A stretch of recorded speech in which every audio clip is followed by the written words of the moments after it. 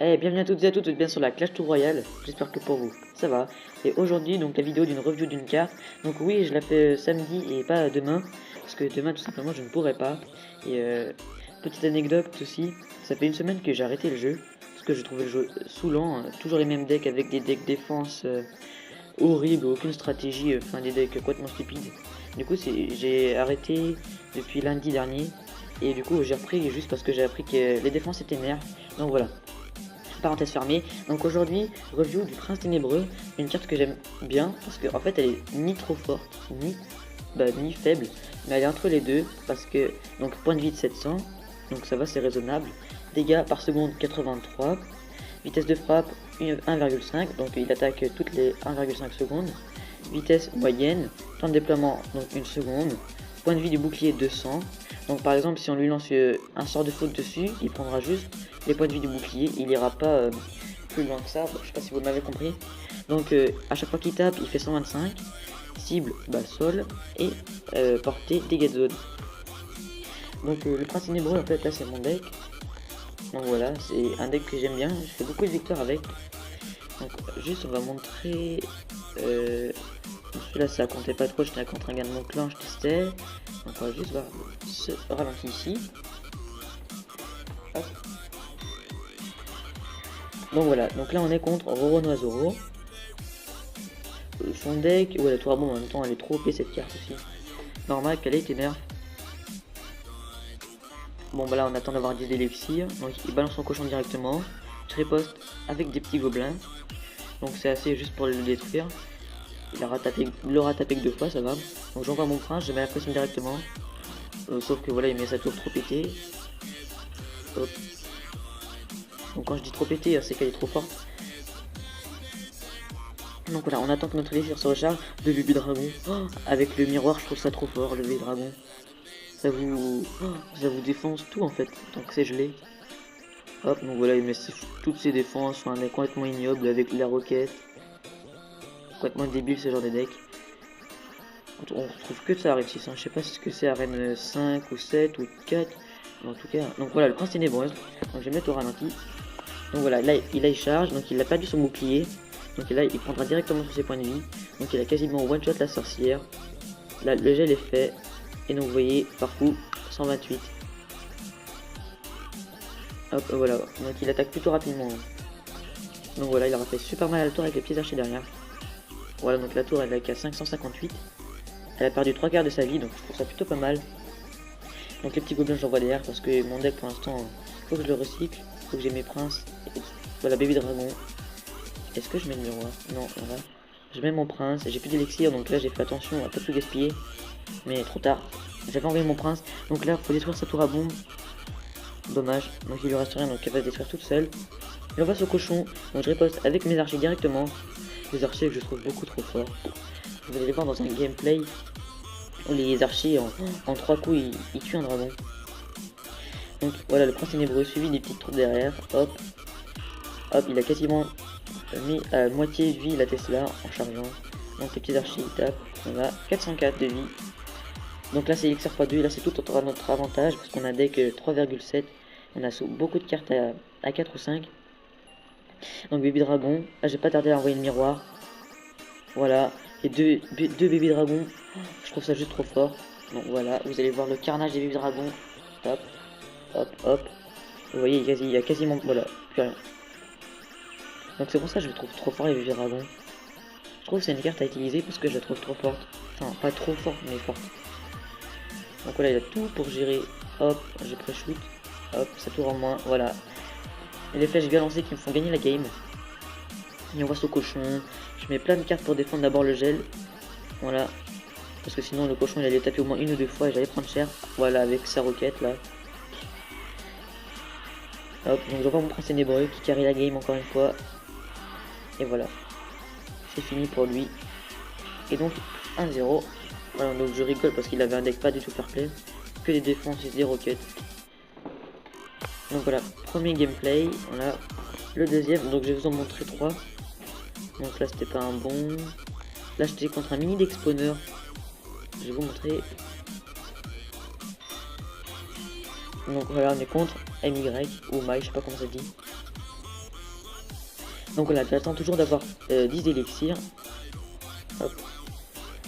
9 et 10, lui aussi sûrement. Donc là j'hésite entre mes gobelins et mes archers, mais bon c'est un choix un peu stupide parce qu'on s'en fiche. Donc là je sais qu'il joue au spawner, donc je vois mon prince ténébreux et mon prince. Dommage, j'ai mal mis le prince. Parce que je pensais qu'il allait finir derrière, mais pas du tout. Donc voilà, j'ai détruit sa première tour à bombe. Donc voilà, hors de minion, ça a tout défoncé. Hop. Et flèches qui suffisent à venir à bout. Je crois pas que je défends là-dessus. Je laisse tapoter ma tour. Voilà, j'attends d'avoir plus d'élixir que ça. À ce moment-là, je pensais qu'il jouait juste spawner, mais je savais pas qu'il jouait géant, mousquetaire, etc. Donc voilà, j'envoie mon big dragon derrière. Mon deuxième baby dragon, voilà. Il n'y a plus de barbare. Hop, 2, en 3 coups. Hop. Je pense pas mettre le prince ténébreux parce qu'il y a déjà les bébés dragons, donc je trouve ça un peu inutile. Hop, vous allez voir 2 bébés dragons plus le gel, et voilà. La mousquetaire derrière qui passe avec les dégâts de zone. Hop, hop, et voilà. Donc il met ses flèches, j'ai pas compris. Il y a sûrement du misclick ou je sais pas, il a dû envoyer ça hors de gargouille. Donc voilà, 2 bébés dragons. Voilà, tour à 922 de vie. Donc là voilà, il tape la tour, donc là on s'en fiche. Le prince est lancé sûrement. Voilà.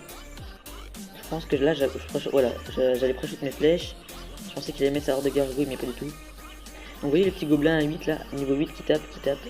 Qui a réduit la tour d'à peu près 400 de vie. Ouais, 470 par là. Hop, donc là voilà, le dragon qui s'occupe de tous les spires gobelins. Hop. Hop. Et le dernier qui passe. Là, donc j'envoie le prince ténébreux. Parce que je me dis, de toute façon, avec le dragon, ça va se carry. Voilà. Hop, voilà, il charge. Donc il reste 207 de vie, donc pour l'instant il est mal. Là, je sais pas ce qu'il, à mon avis, il devait garder son géant dans sa main. Pour l'effet de surprise, je pense. Donc là, la mousquetaire qui se fait totalement arracher par le prince. Voilà, sa tour, de toute façon, il lui reste 207 de vie. Donc là, il nous manque juste à faire une charge d'un prince. Ou deux coups de bébé dragon, et on a gagné. Là, par contre, je sais pas comment j'ai pu gérer ça. Flèche, sûrement, avec le gel. Même pas, non, c'est bon, ça suffisait. Prince ténébreux, voilà, encore une fois, le prince ténébreux, il est juste trop bien. Bon, il est que niveau 1, mais avec le miroir, il passe niveau 2. Donc ça, c'est marrant. Donc voilà, tour à bon, voilà, qui détruit mon prince ténébreux. Le gel, ah par contre, là, j'ai carrément mal géré. Je pensais qu'il allait tenir plus que ça, mais elle fait beaucoup trop de dégâts, la tour. Ouais, donc là, voilà, s'il avait pas de quoi gérer mon mi-dragon, il était mort. Il envoie sa cabane de gobelins en désespoir. Sauf qu'il va, voilà, le dragon qui va finir. Et voilà. Hop. C'est fini. Donc voilà, c'était encore un GG well played. Là, on va montrer un autre match. Donc là, vous voyez des défenses et des roquettes, hein, comme on en voit souvent. Un match qui était plutôt rigolo à voir. Un deck spawner, moi je l'ai éclaté. Deck mortier, maintenant quand je vois un deck mortier, je ne joue plus. J'attends qu'il me tue parce que ça sert à rien. On a le dernier gameplay. Donc contre une personne. Hein. Donc là j'attends toujours des 10 d'élixirs. Donc là il joue un deck PK sorcier. Son deck en soi il coûte cher. Hein. Que sa main, rien que le PK sorcier prince, ça coûte 5 et 7. Donc là je vois le bébé dragon qui va faire les dégâts de zone. Donc les archers derrière qui font très mal. Donc le prince niveau 2, il va charger mes archers. Voilà. Il a pas tapé la tour, donc là c'est bon pour moi.